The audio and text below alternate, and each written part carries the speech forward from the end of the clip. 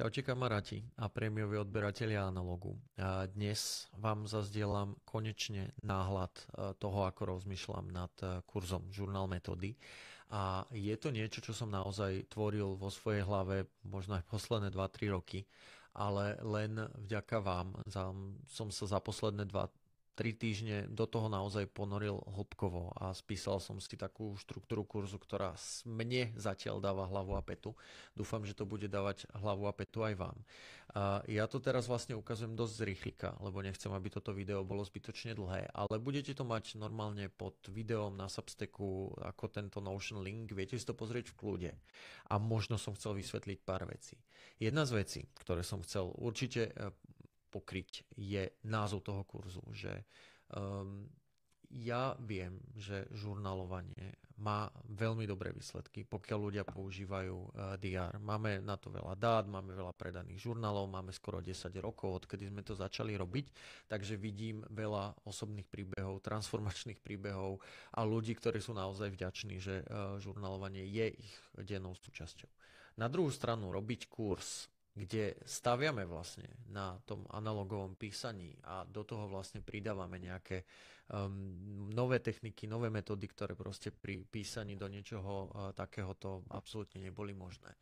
Tak nechcem dávať žiadne nejaké false promises, nejaké sľuby, ktoré potom nevieme naplniť. A ja viem, a som aj v nejakom masterminde, ktorý rieši digitálne produkty, že keby som to nazval alebo popísal, že zázračne urobím z tvojho 8-hodinového pracovného dňa 4-dňový, alebo že svoju produktivitu zvýšiš o 2000%, tak by som ich predal viac. Ale toto je u mňa maximum toho, čo vlastne chcem, aby ten kurz robil.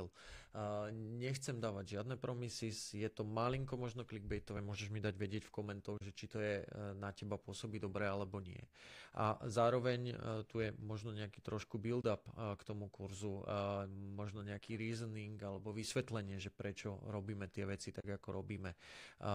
Sú tu nejaké ako keby popis spolu s nejakými cieľmi. Takže to sú všetko veci, na ktoré ma zaujíma. Je to pre teba relevantné? Sú to dôvody, pre ktoré si kupovala tento prístup Early Access, aby sme mohli spolu vlastne dávať dokopy túto štruktúru.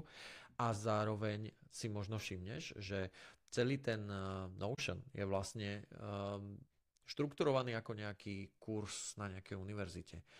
Ja takto pristupujem dlhodobo ku svojmu vzdelávaniu, že keď sa chcem do niečoho namočiť, tak si naozaj musím zistiť, aké sú prerekvizity, urobím si takéto kurikulum, urobím si prehľad zdrojov, ktoré sa vlastne chcem učiť, urobím si dokonca ja dopredu sám pre seba hodnotenie a čo je jedna vec, ktorá je pre mňa dosť taký ako life changer pri vzdelávaní, je, že na konci každého ako keby modulu, ktorý si robím, si vypracovávam nejakú záverečnú správu.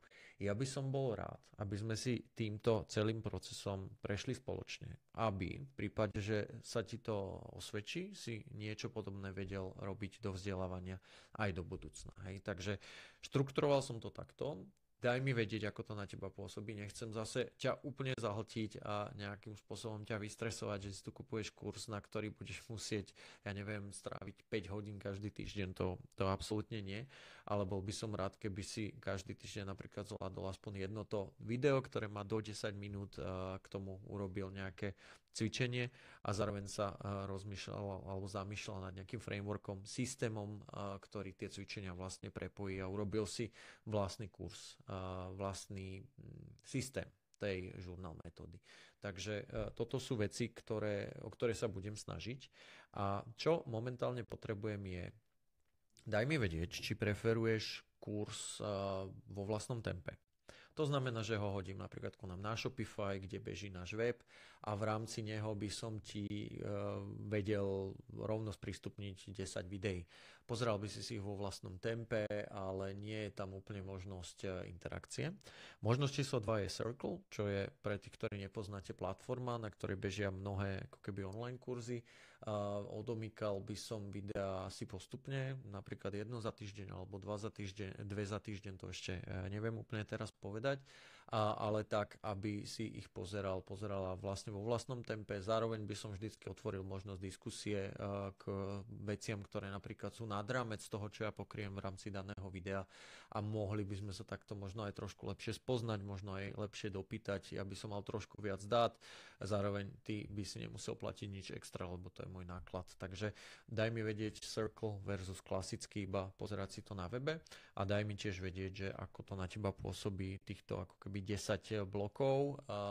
Vidíš to rozpísané, vždycky je tu cieľ, vždycky je tu nejaký nástroj, ktorým by sme to lepšie rozpísali. Je to niečo, čo si napríklad čakala, alebo je to niečo, čo by si rád upravil a prípadne aj ako. Takže ďakujem, teraz mi veľmi pomôže, keď dostanem od teba čo najviac feedbacku a verím, že budúci týždeň sa už vlastne pustím do toho natáčania a už to vlastne uvidíš aj v samotných lekciách. Takže veľká vďaka a vidíme sa o týždeň. Ahoj.